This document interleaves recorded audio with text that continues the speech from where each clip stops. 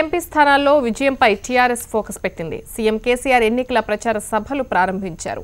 ఆయా నియోజకవర్గాల్లో మంత్రులు మకాం వేశారు. కేటీఆర్ సన్నాహక సమావేశాలతో కేడర్లో ఉత్సాహం నింపుతున్నారు.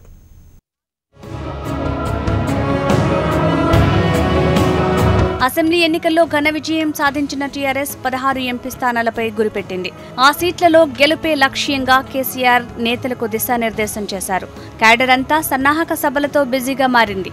ఉమ్మడి జిల్లాల్లో కేటీఆర్ సభలు సమావేశాలు నిర్వహిస్తున్నారు.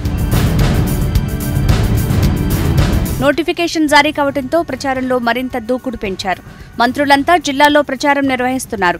నామినేషన్లకు కేవలం 6 రోజులే గడువుండటంతో త్వరితగతిన నామినేషన్ల ప్రక్రియ పూర్తి చేయాలని కేసీఆర్ భావిస్తున్నారు. తొలి రోజు కరీంనగర్ ఎంపీ అభ్యర్థిగా వినోద్ కుమార్ నామినేషన్ దాఖలు చేశారు. 16 ఎంపీ స్థానాల్లో అభ్యర్థులంతా గెలిచేలా కేసీఆర్ ప్రణాళికలు రూపొందించారు. నియోజకవర్గంలో గత అసెంబ్లీ ఎన్నికల్లో ఓట్ల శాతాన్ని అంచనా వేస్తున్నారు. బలహీనమైన చోట్ల ప్రచారం ఎలా చేయాలనే దానిపై మంత్రులు దృష్టి సారించారు. నియోజకవర్గ ఎమ్మెల్యేలు పార్టీ క్యాడర్తో మేధోమథనం చేస్తున్నారు. టీఆర్ఎస్లో చేరిన కాంగ్రెస్ ఎమ్మెల్యేల స్థానాల ఓట్లను తమకు అనుకూలంగా మార్చుకోవాలని కేసీఆర్ సూచనలు చేస్తున్నారు.